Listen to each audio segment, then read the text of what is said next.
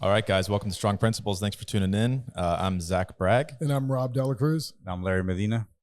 And today we are talking about group class programming or large group class programming. Who's it for? Who's it not for? What's the benefits? Would it be good for you to be in that type of environment or not? Yeah, because what we run here at VeroStrength, we have large group. It's basically a strength and conditioning program that uses all different principles and methods that we kind of like combine. And then we have personal training, which is like a really big, like it's grown over the years. It's gotten quite a bit bigger. Then we have small group, and then we'll do small teams and stuff here and there intermittently. Zach does a lot. Zach heads all the personal training, but he does a lot of personal training. We all do. Most of the coaches do some personal training.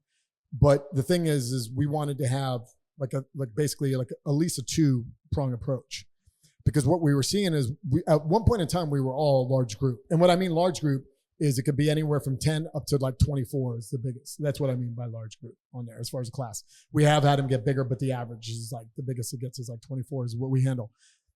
We used to be like all large group back in the day, but I saw like a group model, the way it's programmed, it's set in a bell curve, and you're trying to program for the majority of the people, okay? I saw certain personalities get lost in it, and it was very dependent that it's not for everybody. Okay. And then that's when we decided like, hey, we really want to make a bigger push into the personal training.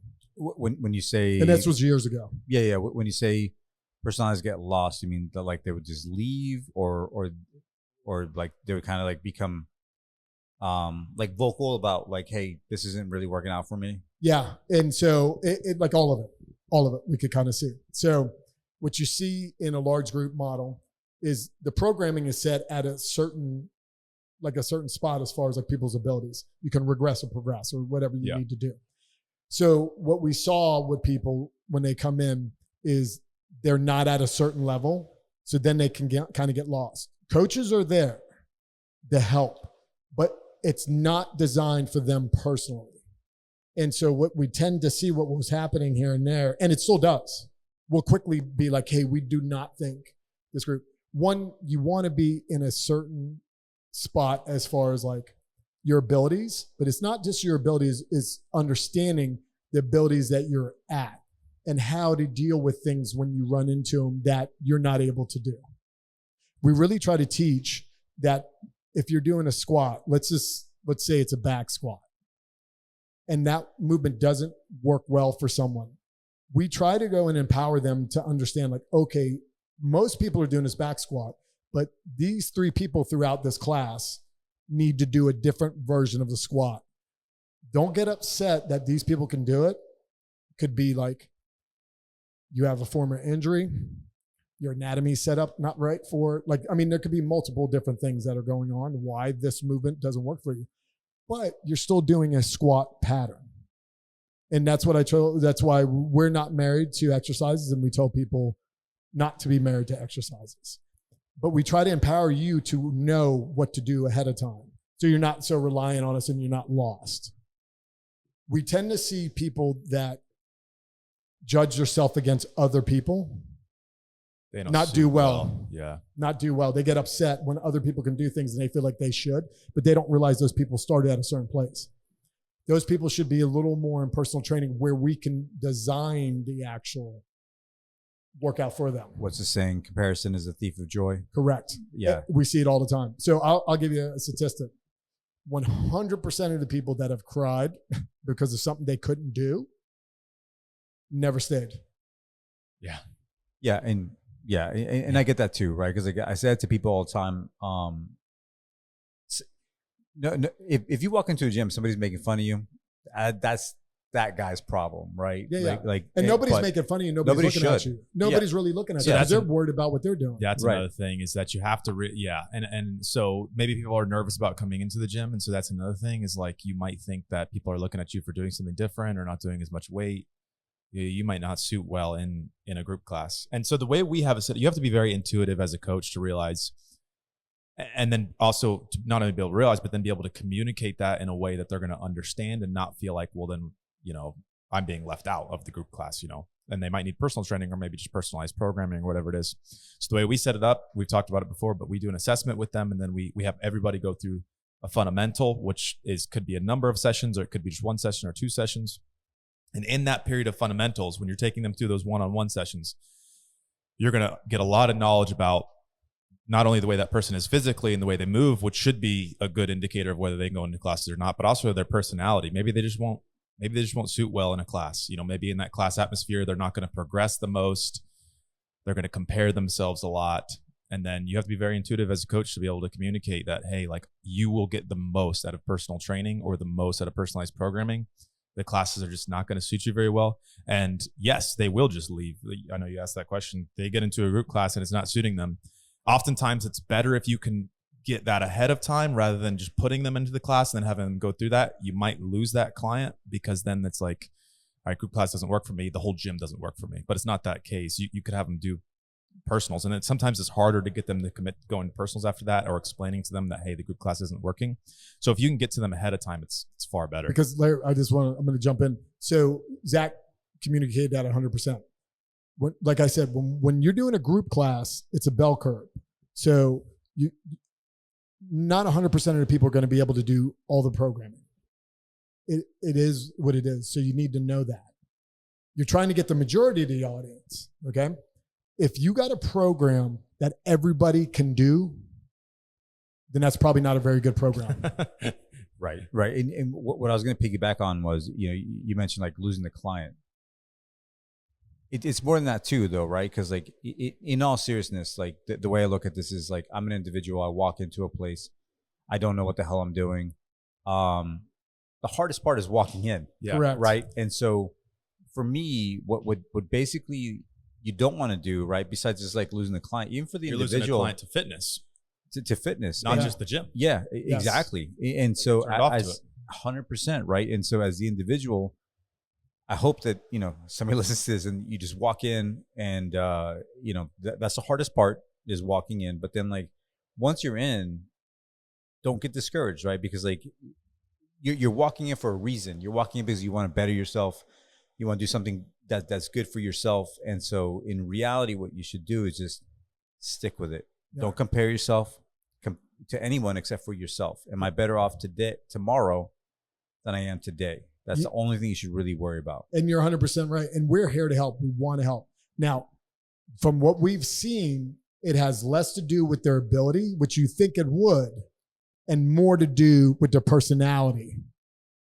And I mean, I have clients that we've had a long time, and they don't have high ability, but they have an understanding of what they need to do, and they're really happy that they're doing some version of what we're doing.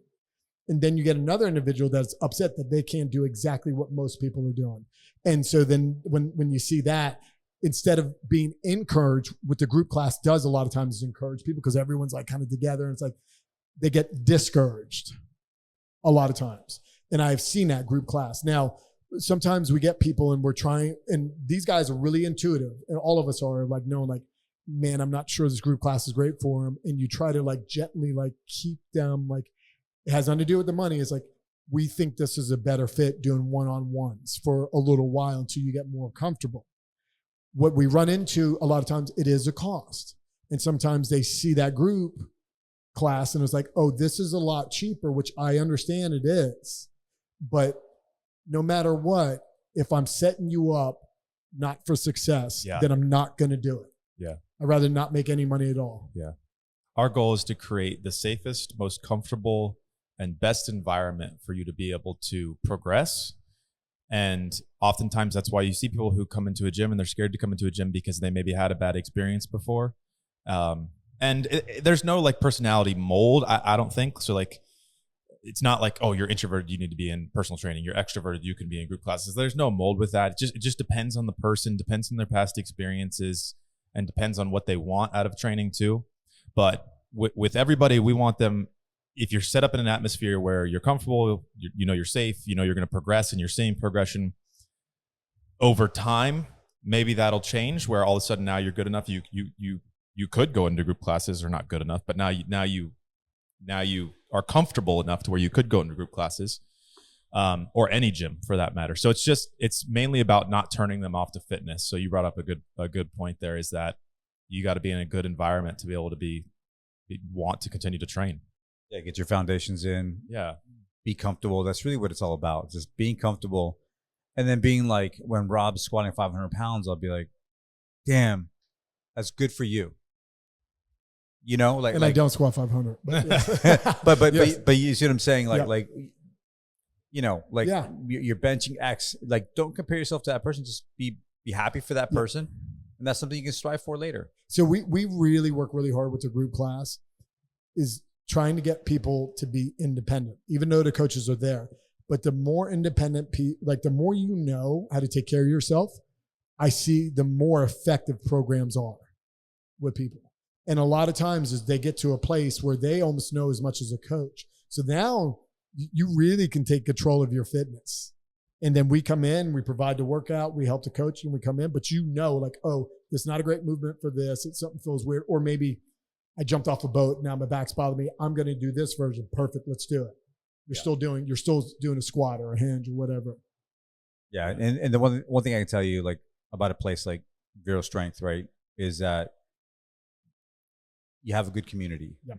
And I think that's also key, right? Community is huge. Yeah. Cause like that community will bring up that person if they allow themselves to be brought up. Yeah. Right. If they allow themselves to be vulnerable a little bit and squat just the bar, right? And that's okay. Just to sit down, just to a bench and stand up. Yeah. Right. And then eventually, like, the person that is squatting 500 pounds is going to come around and be like, come on, let's go. They love it. Yeah, we love it. We love it. And the coaches are always there to help. They're always there to help. It's the more you're trying to learn, the more it's like a give and take. So the more we see you put in, the more we're trying to put in, you know? But if we see you start pushing back and then we're trying to help, you don't want to be on top of someone all the time. So we're always playing that like kind of fine game a little bit with people. Yeah. Yeah. And our members do a great job. We have a really good community.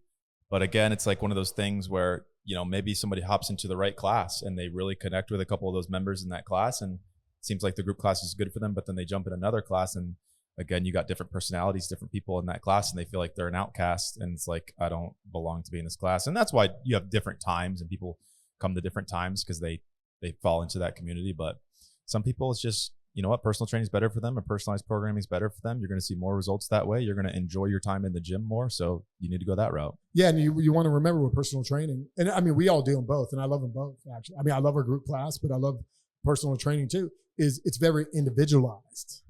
So now you're never really going to run into a movement that you don't do, that you can't do, because the coach is like picking that movement the coach, for yes, you, yeah, that is best for you, for your goals. So the personal training is always going to be better in a group. You just don't have like the advantages of the group of like being there for people to like cheer them on. Yeah. But it's the group class, and being able to not only it being effective but being able to succeed in it has got more to do with your personality than it does your ability. And I say that every time. That makes total sense. Yeah. And then a lot of times people sometimes run into a hybrid. So maybe we tell them we start off with personal training. That's going to be a better suit for you. They get 6 months to a year into personal training. It's like, wow, you're doing great, doing awesome. Maybe you stick with doing just now one personal training session a week or two, and then you jump into the class for 1 or 2 sessions a week. So a lot of people will run into a hybrid then at some point. And so it does change, again, how safe, how comfortable, how much are you enjoying the gym? It gets better and better. And then people turn into a hybrid of the two. Yeah, we have that a lot. Yeah. And so how does that look like, right? Because you're training for the bell curve. Yep. And then you're on my personal day. It you know, what are we hitting? Like we're hitting things that you're most likely telling us. Like a lot of times with personal training, it's a goal. Like, what are the things that you want to accomplish? And then we're going to like kind of try to gravitate towards that for you. So for instance, let's say you're coming in a group class, you're getting your general strength, and I'd like to work on a little more conditioning individually, or I'd like to work a little more on my mobility or my golf swing or my, you know, so then we're going to gear that personal training session to that. Yeah. Okay. Yeah. Well, appreciate it, gentlemen. All right. Awesome, guys. Thanks, everybody. Thank you. This has been Strong Principles.